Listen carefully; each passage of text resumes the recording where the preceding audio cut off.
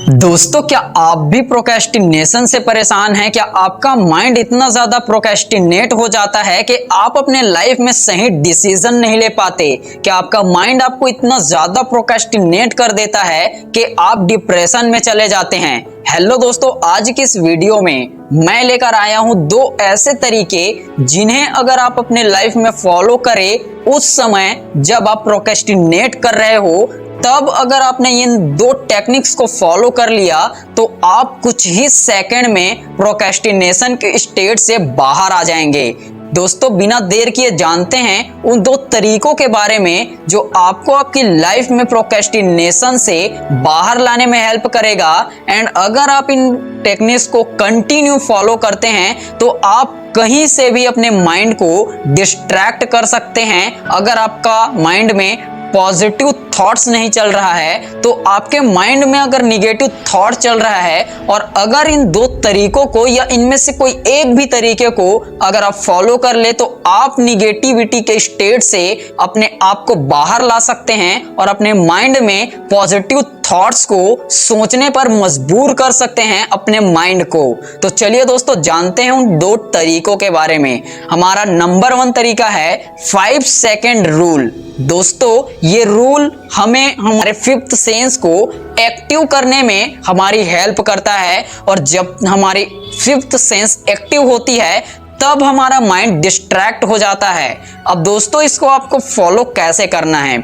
जब भी आप प्रोक्रेस्टिनेट करने लग जाओ, अगर आपको ऐसा लग रहा है कि आपका माइंड प्रोक्रेस्टिनेट कर रहा है तो आपको कुछ नहीं करना है, सिर्फ 5 से लेकर 1 तक उल्टी गिनती करनी है।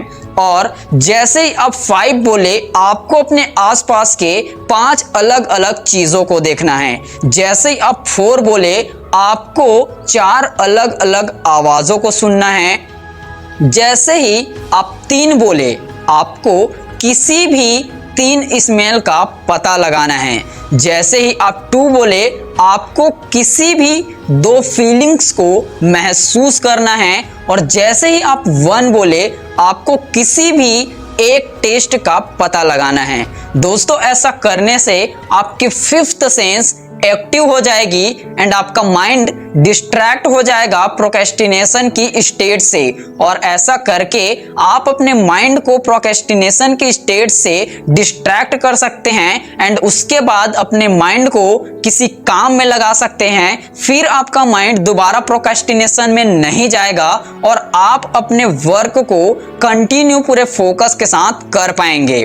दोस्तों, हमारा दूसरा जो तरीका है वो है डीप ब्रीदिंग। दोस्तों, गहरी सांस लो और छोड़ो, सांस लो छोड़ो। ऐसा अगर प्रोक्रेस्टिनेशन कर रहे हैं उस समय अगर आप इसे मिनिमम 2 से 3 मिनट या 5 मिनट अगर आप करते हैं डीप ब्रीदिंग, तो आप देख सकते हैं कि जैसे ही आप डीप ब्रीदिंग कर रहे हैं उससे पहले के स्टेट में, और जब आप डीप ब्रीदिंग कर लेंगे उसके बाद के जो आपका मेंटल स्टेट होगा उसमें आप कितना चेंजेस देखेंगे। जैसी थॉट्स डीप ब्रीदिंग करने से पहले आपके माइंड में आ रही थी, वो उन थॉट्स को ही आप भूल जाएंगे कि आपके माइंड में कौन से थॉट्स चल रहे थे।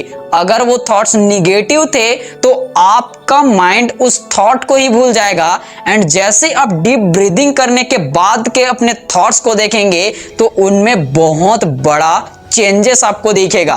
तो दोस्तों, अपनी लाइफ में जब भी आप प्रोक्रेस्टिनेशन करने लग जाओ, आपको समझना है कि आप क्या करें, तो आपको इन 2 टेक्निक्स को फॉलो करना चाहिए। या इनमें से अगर एक भी टेक्निक आप फॉलो कर लेते हैं तो आपको अपने माइंड के जो थॉट्स हैं उन्हें बदलने में इतनी ज्यादा हेल्प होगी कि आप इन चेंजेस को देखकर खुद हैरान हो जाएंगे कि क्या इतनी आसानी से अपने थॉट्स को चेंज भी कर सकते हैं।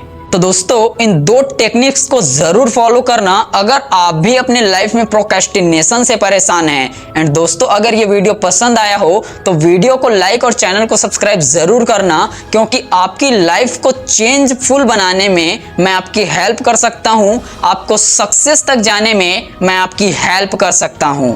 Thank you.